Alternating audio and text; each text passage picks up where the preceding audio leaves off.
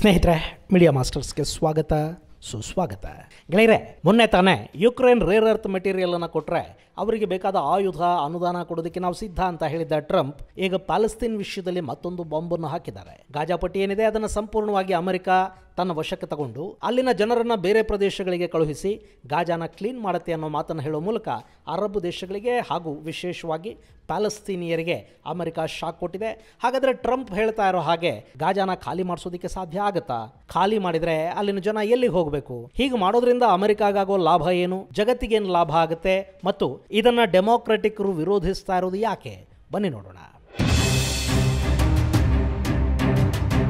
ಗೆಳೆಯರೆ, Donald Trump ಅಧ್ಯಕ್ಷರಾಗಿ ಆಯ್ಕೆಯಾದ ಬೆನ್ನಲ್ಲೇ ತಮ್ಮ ಹಳೆಯ ಮಿತ್ರರನ್ನ ಕರೆದು ಮಾತಾಡೋದಕ್ಕೆ ಶುರು ಮಾಡಿದ್ದಾರೆ. ಅದರ ಭಾಗವಾಗಿ ಮೊದಲ ಆಹ್ವಾನ ಇಸ್ರೇಲಿಗೆ ಸಿಕ್ಕಿದೆ. ನೆತನ್ಯಾಹು ಮಂಗಳವಾರ ಅಮೆರಿಕಾದಲ್ಲಿ ಅಧ್ಯಕ್ಷ ಡೊನಾಲ್ಡ್ ಟ್ರಂಪ್ ಅವರನ್ನ ಭೇಟಿ ಮಾಡಿ ಮಾತುಕತೆಯನ್ನ ನಡೆಸಿದ್ದಾರೆ. ಹಾಗೆ ಇದೇ ತಿಂಗಳ 13ನೇ ತಾರೀಕು ಭಾರತದ ಪ್ರಧಾನಿ ನರೇಂದ್ರ ಮೋದಿ ಕೂಡ ಅಮೆರಿಕಾಗೆ ಹೋಗ್ತಾ ಇದ್ದಾರೆ. ಮೋದಿ ಅವರಿಗೆ ಅಧಿಕೃತ ಆಹ್ವಾನವನ್ನ ಕಳುಹಿಸಿರುವುದಾಗಿ ವೈಟ್ ಹೌಸ್ ಪ್ರಕಟಣೆ ತಿಳಿಸಿದೆ. ಇದಕ್ಕೂ ಮೊದಲು ಜಪಾನ್ನ ಪ್ರಧಾನಿ ಹಾಗೂ ಜೋರ್ಡಾನ್ನ ರಾಜ ಇಬ್ಬರು ಪ್ರತ್ಯೇಕ ದಿನಾಂಕಗಳಲ್ಲಿ ಡೊನಾಲ್ಡ್ ಟ್ರಂಪ್ ಅವರನ್ನ ಭೇಟಿ ಮಾಡ್ತಾರೆ. ಈ ಭೇಟಿಗಳು ರಾಜತಾಂತ್ರಿಕ ಮಾತುಕತೆಗಳು, ದ್ವಿಪಕ್ಷೀಯ ಸಂಬಂಧಗಳು, ಟ್ಯಾರಿಫ್ಗಳು, ತೆರಿಗೆ ವಿನಾಯಿತಿಗಳು, ವ್ಯಾಪಾರಕ್ಕಾಗಿ ಒತ್ತಡಗಳು, ವರ್ಲ್ಡ್ ಆರ್ಡರ್ ಬಗ್ಗೆ ಒಂದಷ್ಟು ಚರ್ಚೆಗಳು, ಹೀಗೆ ಸಾಕಷ್ಟು ವಿಷಯಗಳನ್ನು ಒಳಗೊಂಡಿರುತ್ತವೆ. ಸೊ ಇಲ್ಲಿ ಮೊದಲ ಆಹ್ವಾನ ನೆತನ್ಯಾಹುಗೆ ಯಾಕೆ ಅನ್ನೋದನ್ನ ನಿಮಗೆ ವಿಶೇಷವಾಗಿ ಹೇಳಬೇಕಾಗಿಲ್ಲ.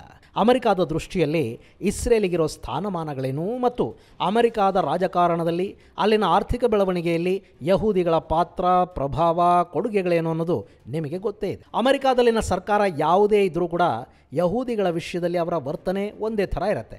ರಿಪಬ್ಲಿಕನ್ನರ ಆಳ್ವಿಕೆಯಲ್ಲಿ ಇನ್ನೂ ಸ್ವಲ್ಪ ಹೆಚ್ಚಿನ ಪ್ರಾತಿನಿಧ್ಯ, ಮಹತ್ವ ಯಹೂದಿಗಳಿಗೆ ಸಿಗುತ್ತೆ. ಸೊ ಇಲ್ಲಿ ನೆತನ್ಯಾಹು ಅಮೆರಿಕ ಪ್ರವಾಸ ಕೈಗೊಂಡು ಟ್ರಂಪ್ ಜೊತೆ ಮಾತುಕತೆಗಳನ್ನು ನಡೆಸಿದ್ದಾರೆ.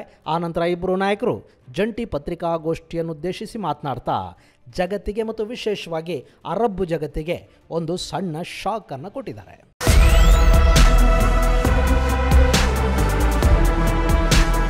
ಗೆಳೆಯರೆ, ಇಲ್ಲಿ ಗಾಜಾ ಪಟ್ಟಿ ಇದೆ ನೋಡಿ, ಇದನ್ನು ಶಾಶ್ವತವಾಗಿ ಪ್ಯಾಲೆಸ್ತೀನಿಯರ ಕೈಯಿಂದ ಕಿತ್ಕೊಂಡು ಗಲಭೆರಹಿತ ಪ್ರದೇಶವನ್ನಾಗಿ, ಭಯೋತ್ಪಾದನಾ ರಹಿತ ಪ್ರದೇಶವನ್ನಾಗಿ ಮಾಡೋ ಸೂಚನೆಯನ್ನ ಅಮೆರಿಕ ಕೊಡ್ತಾ ಇದೆ.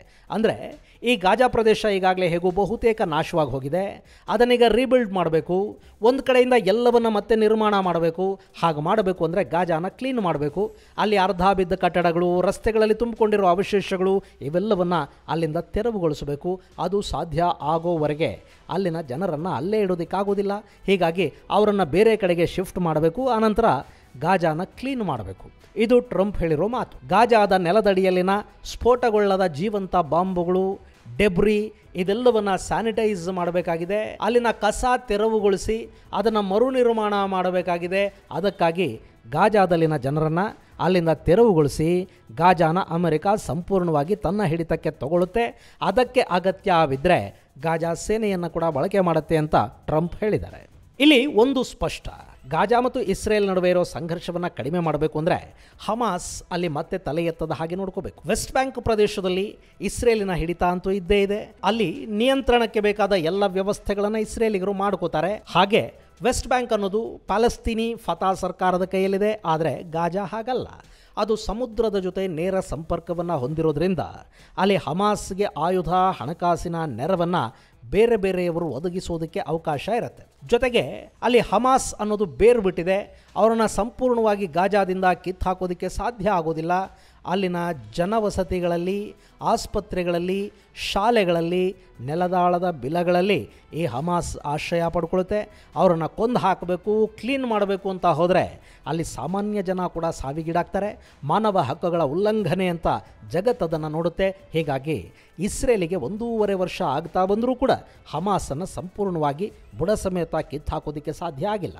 ಅದರ ನಾಯಕರನ್ನು ಕೊಂದಿರಬಹುದು, ಆಯುಧಾಗಾರಗಳನ್ನು ನಾಶ ಮಾಡಿರಬಹುದು, ಆದರೆ ಹಮಾಸನ್ನು ಗಾಜಾದಿಂದ ಖಾಲಿ ಮಾಡಿಸೋದಕ್ಕೆ ಸಾಧ್ಯ ಆಗಿಲ್ಲ. ಅದು ಆಗಬೇಕು ಅಂದರೆ ಅಲ್ಲಿನ ಜನರನ್ನು ಖಾಲಿ ಮಾಡಿಸ್ಬೇಕು. ಅಲ್ಲಿ ಪ್ಯಾಲೆಸ್ತೀನಿಯರೇ ಇಲ್ಲದ ಹಾಗೆ ನೋಡ್ಕೋಬೇಕು. ಹಾಗಾದರೆ ಮತ್ತೆ ಹಮಾಸ್ ತಲೆ ಎತ್ತೋದಕ್ಕೆ ಸಾಧ್ಯ ಆಗೋದಿಲ್ಲ. ಇದು ಟ್ರಂಪ್ ಯೋಜನೆ ಮತ್ತು ಯೋಚನೆ. ಇಲ್ಲಿ ಹಮಾಸ್ ಕೈಲಿ ಗಾಜಾ ಇದೆ. ಅವರು ಮತ್ತೆ ಇಸ್ರೇಲ್ ಮೇಲಿನ ದಾಳಿಗಳನ್ನು ಮುಂದುವರಿಸ್ತಾರೆ. ಅದಕ್ಕೆ ಇಸ್ರೇಲ್ ಪ್ರತೀಕಾರ ಹೇಳೋದಕ್ಕೆ ಹೋಗುತ್ತೆ. ಇಸ್ರೇಲಿನ 1,000 ಮಂದಿಯನ್ನ ಹಮಾಸ್ ಕೊಂದ್ರೆ ಗಾಜಾದಲ್ಲಿ 50,000 ಮಂದಿಯನ್ನ ಇಸ್ರೇಲ್ ಕೊಂದು ಹಾಕತ್ತೆ. ಇಲ್ಲಿ ಹಮಾಸ್ ತನ್ನ ರಾಜಕೀಯ ಹಿತಾಸಕ್ತಿಯ ಕಾರಣದಿಂದ ಅಮಾಯಕ ಪ್ಯಾಲೆಸ್ತೀನಿಯರ ಕಗ್ಗೊಲೆಗೆ ಕಾರಣವಾಗ್ತಾ ಹೋಗುತ್ತೆ. ಅದು ತಪ್ಪಬೇಕು ಅಂದರೆ ಹಮಾಸ್ ಅಲ್ಲಿಂದ ಎದ್ದು ಹೋಗಬೇಕು. ಇದು ಸಾಧ್ಯ ಆಗಬೇಕು ಅಂದರೆ ಗಾಜಾನ ಜನವಸತಿ ಇಲ್ಲದ ಪ್ರದೇಶವನ್ನಾಗಿ ಮೊದಲು ಮಾಡಬೇಕು. ಅಲ್ಲಿನ ಜನರನ್ನು ಅಕ್ಕಪಕ್ಕದ ಅರಬ್ ದೇಶಗಳಿಗೆ ಹಂಚಬೇಕು.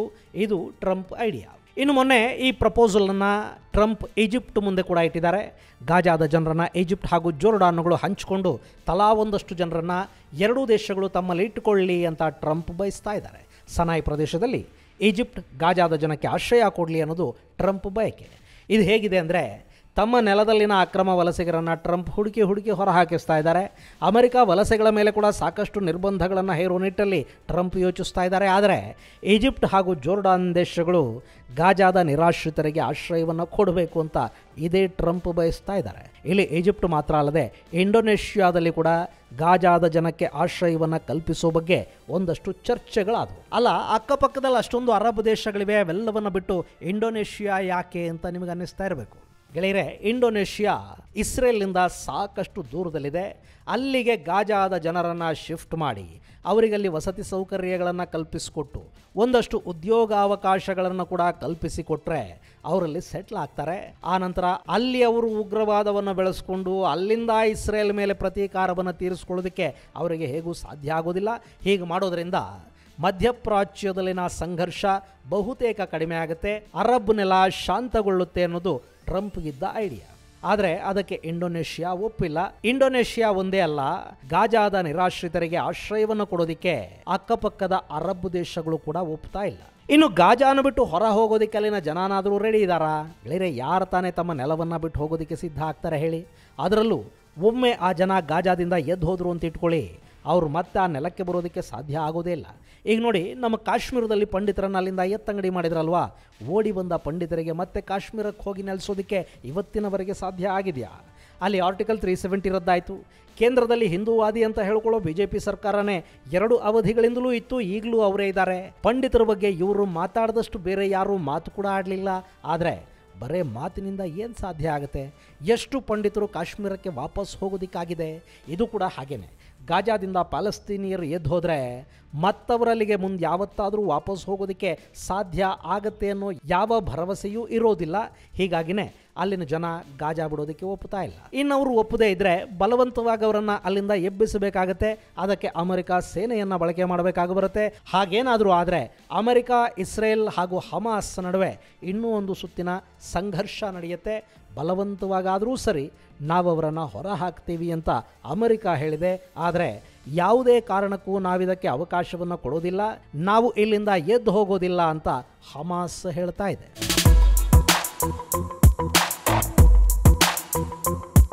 ಇದೆಲ್ಲ ಸರಿ, ಆದರೆ ಇದು ಸಾಧ್ಯವಾಗೋ ಮಾತಾ? ಅರಬ್ ದೇಶಗಳು ಟ್ರಂಪ್ ಅವರ ಈ ನಿರ್ಧಾರವನ್ನು ಬೆಂಬಲಿಸುತ್ವಾ? ಇಸ್ರೇಲ್ ಅಂತೂ ಈ ಮಾತನ್ನು ಕೇಳಿ ಸಿಕ್ಕಾಪಟ್ಟೆ ಖುಷಿಯಾಗಿದೆ. ಅಷ್ಟೇ ಅಲ್ಲ, ಅಲ್ಲಿ ತಮ್ಮ ಪ್ರಧಾನಿಯನ್ನ ಟ್ರಂಪ್ ನಡೆಸ್ಕೊಂಡ ರೀತಿ ಕೂಡ ಇಸ್ರೇಲಿಗರಿಗೆ ಇಷ್ಟ ಆಗಿರುತ್ತೆ. ಟ್ರಂಪ್ ನೆತನ್ಯಾಹು ಅವರಿಗೆ ಕುರ್ಚಿ ಸರಿ ಮಾಡಿಕೊಡ್ತಾರೆ, ಕೂತ್ಕೊಳ್ಳೋದಕ್ಕೆ ಅನುಕೂಲವಾಗೋ ಹಾಗೆ ಅದನ್ನು ಹಿಂದಕ್ಕೆ ಎಳಿತಾರೆ. ಒಂಥರ ಟ್ರಂಪ್ ಅವರ ಈ ಅತಿಯಾದ ಸೌಜನ್ಯ ಪ್ರದರ್ಶನ ಕೂಡ ಈಗ ವಿಪರೀತ ಪ್ರಮಾಣದಲ್ಲಿ ಟ್ರೋಲ್ ಆಗ್ತಾ ಇದೆ. ಆ ದೃಶ್ಯಗಳು ಮುಸ್ಲಿಂ ದೇಶದಲ್ಲಿನ ಜನರ ಅಸಹನೆಗೆ ಕಾರಣ ಆಗ್ತಾ ಇವೆ. ಈ ಬಗ್ಗೆ ಸಾಕಷ್ಟು ಟ್ವೀಟ್ಗಳಾಗ್ತಾ ಇವೆ, ಟ್ರೋಲುಗಳಾಗ್ತಾ ಇವೆ. ಹಾಗೆ ಕೆಲವರು ಗಾಜಾನ ಅಮೆರಿಕಾದ 51ನೇ ಹೊಸ ರಾಜ್ಯ ಅಂತ ಕಾಮಿಡಿ ಕೂಡ ಮಾಡ್ತಾ ಇದ್ದಾರೆ. ಇನ್ನು ಟ್ರಂಪ್ ಅವರ ಈ ನಿರ್ಧಾರ ಇದೆಯಲ್ಲ, ಇದನ್ನು ಡೆಮೊಕ್ರೆಟಿಕ್ ಪಕ್ಷದ ಸಂಸದರು ವಿರೋಧಿಸ್ತಾ ಇದ್ದಾರೆ. ಈ ಹಿಂದಿನಿಂದ ಅಮೆರಿಕ ಇಲ್ಲಿ ಇಸ್ರೇಲ್ನ ಜೊತೆಗೆ ಪ್ಯಾಲೆಸ್ತೀನ್ ಅನ್ನೋ ಮತ್ತೊಂದು ದೇಶ ಕೂಡ ಇರಲಿ ಅಂತ ಹೇಳಿಕೊಂಡು ಬರ್ತಾ ಇತ್ತು. 2 ಸ್ಟೇಟ್ ಥಿಯರಿಯನ್ನ ಅಮೆರಿಕ ಬೆಂಬಲಿಸಿಕೊಂಡು ಬರ್ತಾ ಇತ್ತು. ಅದರ ಪ್ರಕಾರ ವೆಸ್ಟ್ ಬ್ಯಾಂಕ್ ಮತ್ತು ಗಾಜಾ ಎರಡರಲ್ಲೂ ಪ್ಯಾಲೆಸ್ತೀನಿಯರಿರಲಿ ಅನ್ನೋದು ಅಮೆರಿಕಾದ ಹಳೆಯ ನಿಲುವಾಗಿತ್ತು. ಆದರೆ ಈಗ ಟ್ರಂಪ್ ಇದನ್ನು ಬದಲಿಸೋದಕ್ಕೆ ಹೋಗ್ತಾ ಇದ್ದಾರೆ. ಗಾಜಾದಿಂದ ಪ್ಯಾಲೆಸ್ತೀನಿಯರನ್ನು ಸಂಪೂರ್ಣವಾಗಿ ಬಲವಂತದಿಂದ ಹೊರ ಹಾಕಬೇಕು ಅಂತ ಬಯಸ್ತಾ ಇದ್ದಾರೆ.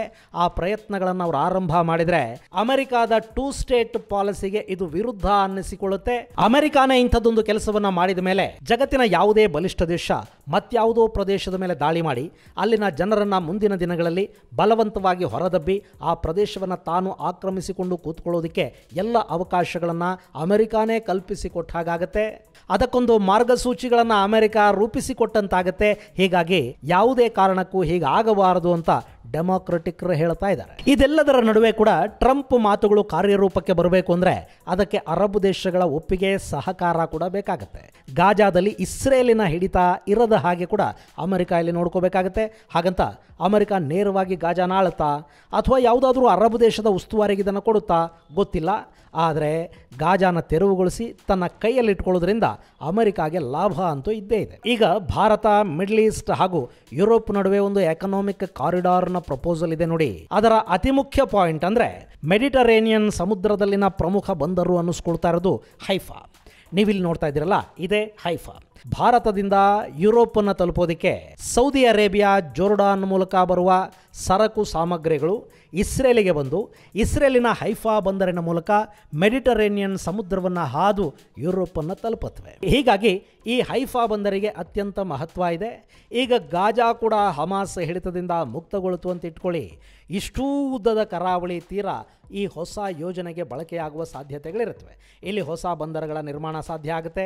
ಅಮೆರಿಕ ಅಗತ್ಯವಿದ್ದರೆ ಈ ಭಾಗದಲ್ಲಿ ತನ್ನ ನೌಕಾ ಹಾಗೂ ಸೇನಾ ನೆಲೆಯನ್ನು ಕೂಡ ಮಾಡಿಕೊಳ್ಳೋದಕ್ಕೆ ಅವಕಾಶ ಇರುತ್ತೆ. ಹಾಗೇನಾದರೂ ಆದರೆ ಮೆಡಿಟರೇನಿಯನ್ ಮೇಲೆ ಅಮೆರಿಕಾಗೆ ಸಂಪೂರ್ಣ ಹಿಡಿತ ಸಿಕ್ಕಂತಾಗತ್ತೆ. ಇದೆಲ್ಲವನ್ನು ಗಮನದಲ್ಲಿಟ್ಟುಕೊಂಡೇ ಟ್ರಂಪ್ ಗಾಜಾನ ಕ್ಲೀನ್ ಮಾಡುವ ಮತ್ತು ಅಮೆರಿಕ ಸಂಪೂರ್ಣವಾಗಿ ಆ ಪ್ರದೇಶವನ್ನು ತನ್ನ ಹಿಡಿತಕ್ಕೆ ತಗೊಳ್ಳುತ್ತೆ ಅನ್ನೋ ಥರದ ಮಾತುಗಳನ್ನು ಹೇಳ್ತಾ ಇದ್ದಾರೆ. ಇದು ಸಾಧ್ಯ ಆಗುತ್ತಾ ಅಥವಾ ಯಥಾಪ್ರಕಾರ ಡೊನಾಲ್ಡ್ ಟ್ರಂಪ್ ಸುಮ್ಮನೆ ಮಾತಿನ ಬಾಣಗಳನ್ನಿಲ್ಲಿ ಬಿಟ್ಟು ಅರಬ್ ಜಗತ್ತಲ್ಲೊಂದು ಅಲ್ಲಕಲ್ಲೋಲವನ್ನು ಸೃಷ್ಟಿ ಮಾಡೋದಕ್ಕೆ ಪ್ರಯತ್ನವನ್ನು ಪಡ್ತಾ ಇದ್ದಾರಾ ಗೊತ್ತಿಲ್ಲ. ಅಲ್ಲಿ ಏನಾಗುತ್ತೆ ಅನ್ನೋದಕ್ಕೆ ಕಾಲಾನೇ ಉತ್ತರ ಹೇಳಬೇಕು. ಇದು ಗೆಳೆಯರೆ, ಗಾಜಾನ ಆಕ್ರಮಿಸಿಕೊಳ್ತೀವಿ, ಅಲ್ಲಿನ ಪ್ಯಾಲೆಸ್ತೀನಿಯರನ್ನು ಬಲವಂತವಾಗಿ ಆದರೂ ಹೊರಗೆ ಹಾಕ್ತೀವಿ ಅಂತ ಹೇಳ್ತಾ ಇರೋ ಟ್ರಂಪ್ ಅವರ ಹೊಸ ಹೇಳಿಕೆಗೆ ಸಂಬಂಧಪಟ್ಟ ಒಂದಷ್ಟು ಮಾಹಿತಿ ಮುಂದಿನ ಸಂಚಿಕೆಯಲ್ಲಿ ಮತ್ತಷ್ಟು ವಿಶೇಷಗಳ ಜೊತೆ ಮತ್ತೆ ಭೇಟಿಯಾಗೋಣ. ಅಲ್ಲಿವರೆಗೆ ಜೈ ಹಿಂದ್, ಜೈ ಕರ್ನಾಟಕ.